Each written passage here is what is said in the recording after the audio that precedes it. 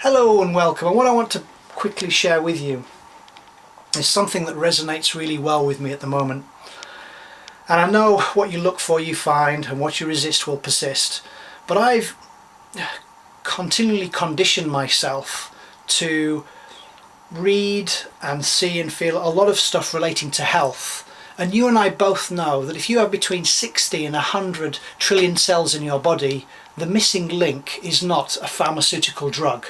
For a short period of time, absolutely, it may well help to take one, but certainly for no longer than 6 months, because your body naturally heals itself. You know, if you cut yourself, you'll heal yourself. So something that came up, and I really do want to share this with you because it just, I just find humour in it, but it's actually from a company or an organisation called the Health Freedom Alliance, which are there to preserve and protect your health freedom. Some of you may well have heard of Codex and other things that are going on behind the screens, because you don't read about this in your newspapers or on the news, and they're huge. Well, when I say they're huge, if they get their own way, they will basically control you and I with what we can actually put in our mouths. And I remember there was some research showing in 2005 that there was only one, and that was contested, death that was caused by a person who OD'd on some vitamins and minerals. But it's socially acceptable for doctors, according to Dr. Gary Knoll, to be the #1 killer in the US, and they kill certainly in excess of over 200,000 people.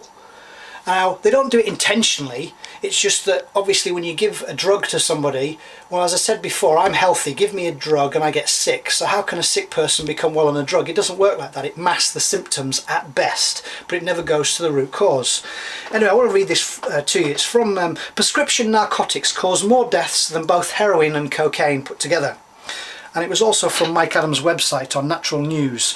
On the heels of a sudden death of celebrity actress Brittany Murphy, people are once again raising questions of just how dangerous prescription drugs might really be. Well, you've also heard of John Belushi, Elvis Presley, Marilyn Monroe, Freddie Prinze, Michael Jackson, Heath Ledger. You know, all those people have died or had their life curtailed because they turned to socially acceptable narcotic drugs. Think about it. That's not what the body wants or requires. So some are arguing, however, that street drugs are the real danger, not prescription drugs. But the following study demonstrates why prescription drugs are far more dangerous than illegal recreational drugs. So according to this new study conducted by physicians at St. Michael's Hospital and the Institute for Clinical Evaluative Sciences, or ICES, in Toronto, the number of deaths due to prescription opioid use has doubled between 1991 and 2004, following the introduction of oxycodone into Toronto's drug formulary in 2000. There have been a 500% increase in deaths due to the drugs. Now, researchers reviewed over 7,000 files from the Office of the Chief Coroner in Ontario, and they found that between the years 91 and 2004 that prescriptions increased by more than 850%, representing about 1/3 of the opioid prescriptions given in 2006. This is the largest prescription increase amongst all opioid drugs.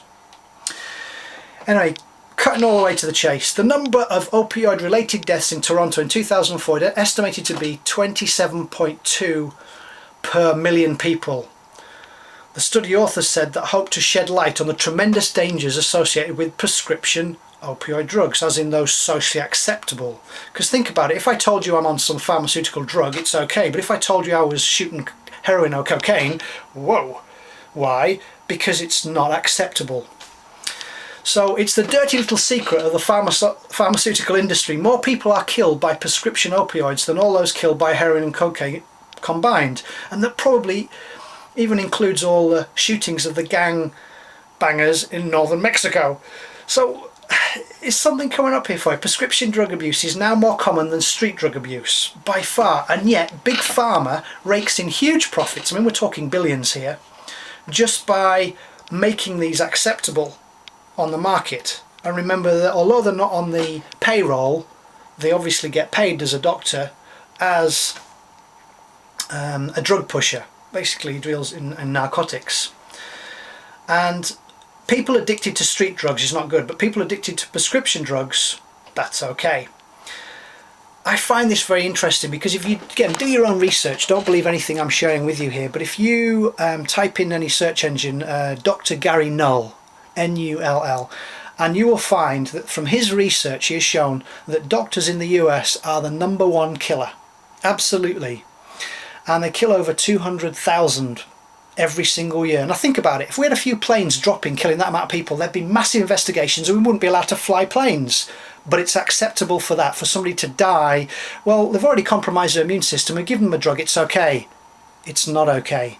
Take control. Go and see somebody who deals in health, who is healthy, rather than somebody who deals in disease, who lives less than 10 years than you, which is what doctors do if the research is right. So Big Pharma, you see, earns tens of billions of dollars each year from drug addicts. And just by coincidence, it turns out that their prescription narcotics are extremely addicting, guaranteeing repeat business. No kidding. I mean, if you look at the NHS, National Health Service in the UK and Cumbria, according to their recent report, they have a 75% repeat prescription. Think about it. The drugs don't work. Or why would 75% people be going back for more drugs? Yeah? So why do you think that the main sponsors of the Partnership for a Drug-Free America are the drug companies themselves?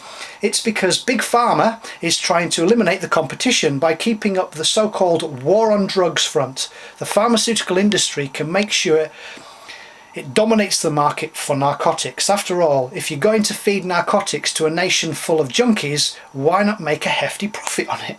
Why not?